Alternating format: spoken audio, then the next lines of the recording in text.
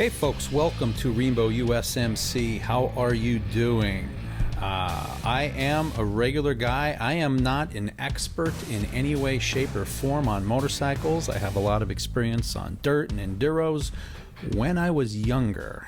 But today I want to talk about the mistake that I made and hope that other people in my situation or similar situations never make the same mistake themselves. Okay, roll the intro. Oh yeah, never mind. I don't have an intro.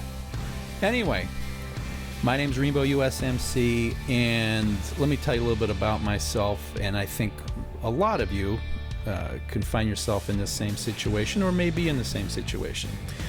I grew up on a motorcycle. At age 8, I received a Benelli 60 and was ripping up and down the dirt alleyway where I lived, just all over the place.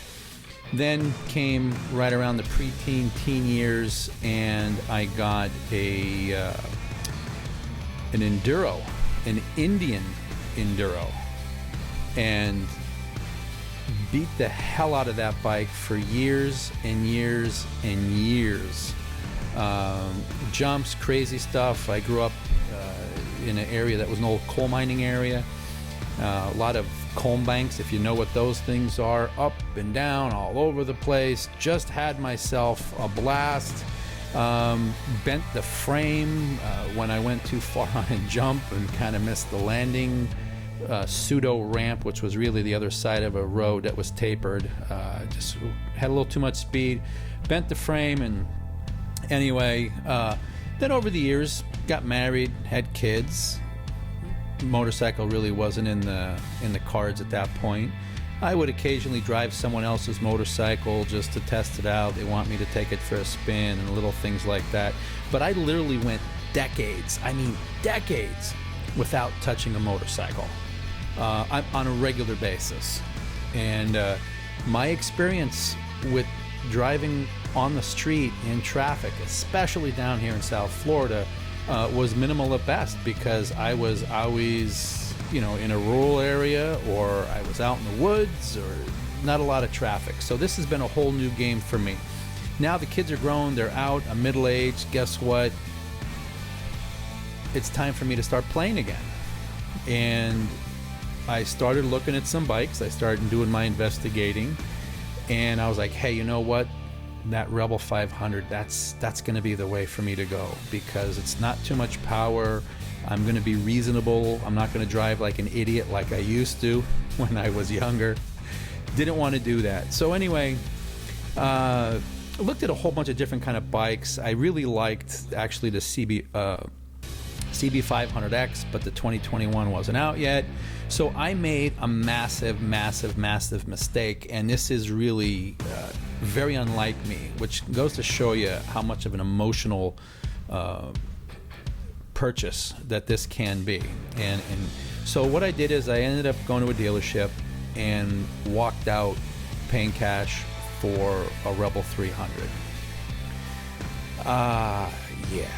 I'm thinking, oh, it's going to be a fun bike. I'm just going to go up and down A1A, small, side streets. And quickly found out day one I had buyer's remorse. It just didn't have the oomph that it needed to.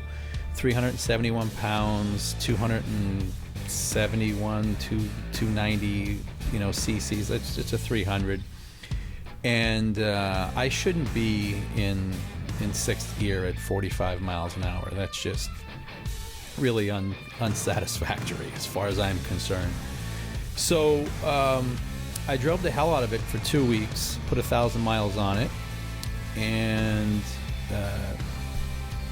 confirmed that it was indeed a complete and total mistake, and bit the bullet, lost money.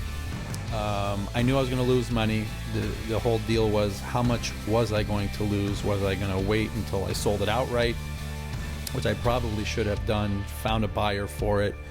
But I traded it in on an Indian Scout Bobber, a 2020 with 1,200 cc's, and honestly, I couldn't be happier. And here's really the big takeaway from this, because I don't want to make this a big long, video here with the, eye candy of driving around. The big takeaway is, unless it's for your work where you're required to have a motorcycle, it's a toy. If you're going to get a toy, get what the hell you want. All right? Now, I had a lot of experience. I took another course again. I took the basic course, got me back in, and I learned a lot. I actually did, because when you come from really, out the woods and the dirt track, you don't know a lot of these things, because you drive completely different than you do on the street. But the big takeaway is, if you have experience and you're, I'm almost 6 feet tall, 185 pounds, athletic, and I have experience on motorcycles. A 300 was really like a slap in the face. I don't know what I was thinking really honestly at all. So if you're going to look at buying something, get something you can grow into, because you know what? This might have 1200 cc's and 100 horsepower. I use it when I need it. I don't use all that power, and you don't have to use that power.